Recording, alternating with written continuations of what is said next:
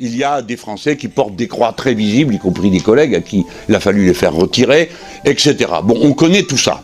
Donc, je ne vais pas vous dire non, ce n'est pas vrai. Oui, c'est vrai, il y a des gens qui mettent ça sur la tête comme un signal religieux. Bien. À nous de faire preuve à ce moment-là de discernement.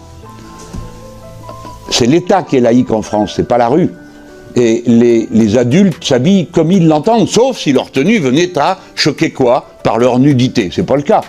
Sinon, pour le reste, le seul habit qui soit interdit, c'est la burqa. Eh bien, depuis que ça a été interdit, vous n'en voyez quasiment plus. Et c'est comme ça. Ça prouve qu'en général, les gens respectent la loi. Hein.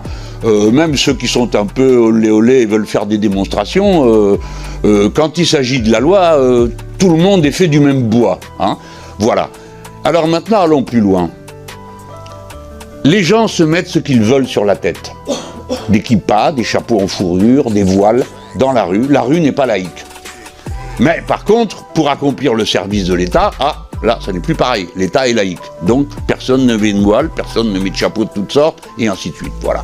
Après, il faut faire preuve de discernement, suivant les circonstances, pour ne pas envenimer les problèmes. Et puis, curieusement, ça tombe encore sur les femmes. Mes collègues, pardon, monsieur le rapporteur, qu'est-ce que vous voulez qu'on fasse quand quelqu'un se met un foulard sur la tête? Vous comptez faire quoi? Courir dans la rue et lui dire « Enlevez ça, vous êtes une islamiste ». La personne vous dira « Pas du tout, il pleut, je mets ça sur ma tête ». Vous n'en sortirez pas.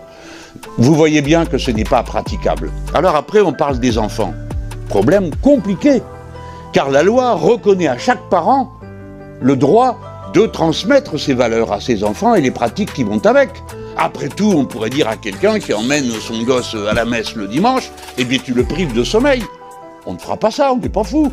Les parents transmettent leurs convictions. Et à propos du voile, je me suis posé la question, moi-même, c'est quoi ce truc? D'abord, est-ce que c'est une obligation? Non, ce n'est pas une obligation. Pourquoi je dis ça? Parce qu'il y a des obligations. Par exemple, un groupe de sénateurs propose d'interdire le jeûne dans le ramadan, mais c'est les 5 devoirs de l'islam de faire ramadan. Vous avez l'intention d'empêcher les gens de jeûner, comment vous allez faire? Personnellement, je pratique le jeûne intermittent, ça n'a rien à voir avec le ramadan, c'est ramadan toute l'année. Qu'est-ce que vous allez me demander de faire? Surveiller si je jeûne pour des raisons religieuses ou pas? Vous voyez, monsieur le rapporteur, ce que je veux vous dire, c'est que c'est inextricable. Et puis, c'est toujours la même histoire. C'est les femmes, elles mettent un voile, elles ne doivent pas faire ci. J'ai donc posé la question à une de mes amies, croyante, musulmane, qui fait ses 5 prières, ce qui est un exploit. Il faut se lever à 5 h du matin pour faire la première prière. Et je lui dis, mais pourquoi, toi qui es féministe, qui enseigne à ta fille toutes ces choses, pourquoi tu mets... Elle dit, mais moi je ne mets pas de voile, c'est pas une obligation, je fais mes 5 prières.